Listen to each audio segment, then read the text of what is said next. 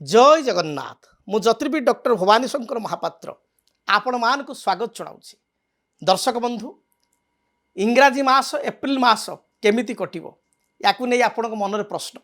साधारणतः कुंभ राशि व्यक्ति विशेष शनि 7.5 द्वारा बर्तमान प्रभावित तेणु शनि 7.5 ये हूँ शेष चरण। तेणु मन भितर प्रश्न जे बहुत तुम क्षय क्षति हो गलानी लसेस हो गलानी जो परिश्रम करी से परिश्रम फल मत मिलूना बा बहुत लेट्रे मिलूँ निज लोक हाथ छाड़ी देती मानसिक दुश्चिंता देखा दूँ तेबे एप्रिल मास मो पाई किपरि बीतबो याकु नहीं गोटे बड़ प्रश्न रही। तेबे ग्रह स्थिति को जदि समीक्षा करवा तेबे 1/4/2026 पंचांग को जो देखा 1 एप्रिल ताहले आपण को राशि रे 1 एप्रिल ले मंगल बुध राहु एकत्र रही। मंगल 3 एप्रिल ले राशि द्वितीय मीन राशि को जीवे एवं बुध 10 एप्रिल ले पुणी मंगल पछे पछे मीन राशि को जीवे।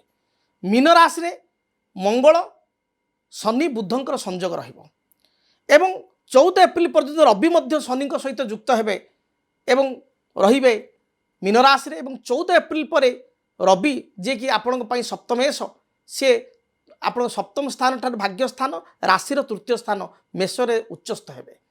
बृहस्पति राशि पंचम रे अछंती सारा मास रहिबे। राशि रे आपण राहु एवं सप्तम रे केतु ये मध्य सारा मास रहिबो।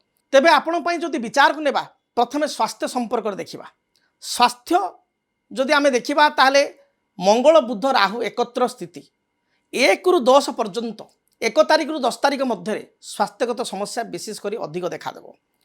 मास सारा जो देखिए ताले पेट जनित समस्या एलर्जी फूड एलर्जी हो स्किन एलर्जी हो एलर्जी आपणकर इन्फेक्शन कोष्ठकाठिन्य बा कन्स्टिपेशन मुंड बिंधा हेबा बा माइग्रेन भली समस्या देखा देबा। कौन से अचानक भाव में शारीरिक आघात बा कौन सी जगार पड़ीजा बा जानवाहन किसी पड़ीजा बा कौन सी अस्त्र द्वारा बा महिला माने गृहिणी माने पनिकी बा छुरी काटू काटू सामान्य आंगुठी कटिजा एभली समस्या देखा देउछि बा छोट मोट शारीरिक आघात कहि परिबा एभली जोग रही जगी रखी चलिबा आवश्यक। जीवजंतु द्वारा आघात अर्थात बाहर बुला कुकुर बा आपण जदि किछि पेट रखिचंती पेट अनिमल आंक द्वारा आघात एगुड़िक थिबारु सतर्क रहिबा आवश्यक। आपणकर भाई सहित अचानक कलह बा समस्या बढ़ी जिबार मध्य जोग थिबारु ए प्रति मध्य आपण सतर्क रहिबा आवश्यक। विशेष करी 1 रु 10 पर्यंत आप हेल्थ इश्यू अधिक देखादेव जटिल हेब जगी रखी चलिए। 11 रु 30 पर्यंत स्वास्थ्य सुधार आसब एवं कामर जो चाप रही प्रेसर रही कमिब। एबे आर्थिक स्थिति संपर्क में जानिबा 1 रु 14 अर्थात एप्रिल 1 रु एप्रिल 14 अचानक अर्थ खर्च हेब बहुत अर्थ खर्च हेब चाहिए आपण कंट्रोल करने कष्ट हेब। ऋणर भार बढ़ी जाई पारे बा ऋण कारण आप अधिक ईएमआई देवा पड़ पारे बा धन ए खर्च करिया पड़ पारे। पारिवारिक जीवन में मध्य अर्थ खर्च करिया पड़ो इनकम बड़ धरणर अर्थ खर्च बा पारिवारिक खर्च रे जीव। तेबे आपण पई जदि देखिबा 15 रु 30 रवि उच्चस्थ हेबे सप्तमेश उच्चस्थ हेबे कारोबार आपनकर बढ़िबो व्यवसाय करथिले व्यवसाय भाई मानकर बिजनेस रे इंप्रूवमेंट हेबो इन्वेस्टमेंट करिवे एवं तार रिटर्न मध्य भल मिलिबो। तेणु व्यावसायिक सफलता 15 रु 30 पर्यंत आप पाइबे एप्रिल 15 रु 30 मध्य। कर्मक्षेत्र में जदि किसी पदोन्नतिर कथा आसूची ताले 19 एप्रिल रु 30 एप्रिल मध्य पदोन्नति प्रमोशन अन्य जगह को ट्रांसफर बा नूतन जॉइनिंग लेटर आप निश्चय पाइपर। तेणु ए हेतु स्थिति आपण भल रहिबो। पारिवारिक जीवन आपण सुखप्रद रही आपणकर स्थान परिवर्तन जोग थिबारु आपण जदि कौन सी रेंटेड हाउस रे थांती ताले नुआ घर करी आपण स्थान परिवर्तन करिवे बा नुआ घर कंप्लीट करी जिवे किंबा गोटे रेंटेड हाउस रो आउ गोटे रेंटेड हाउस को आपण स्थान परिवर्तन करिवे।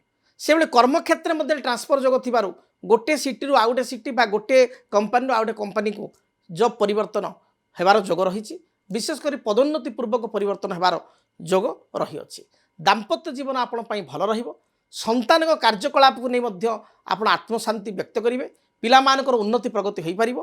तेणु मोटामोटी आपण पई ए मास पूर्व मास तुलन में यथेष्ट भल रहिबो। प्रतिकार कौन करिवे प्रतिकार स्वरूप राधाकृष्ण को आपण पूजा करंतु।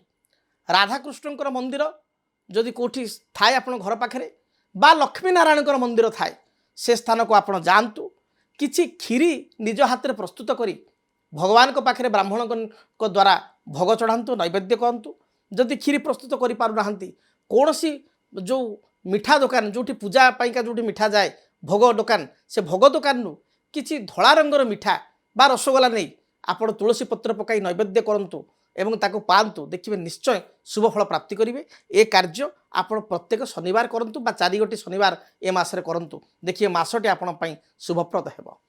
तेबे दर्शक बंधु जदि आपणकर कुंभ राशि आपण चाहूतांती मो सहित साक्षात करिया पई मो सहित आलोचना करिया पई निज जातक को देखेबा पई पिला मानकर बा भाई भौणीकर जातक देखेबा पई ताले आपण मो सहित डायरेक्टली आसी साक्षात करि परिबे डायरेक्ट मो सहित भेट होई परिबे जोगाजोग करि परिबे देखा करि परिबे।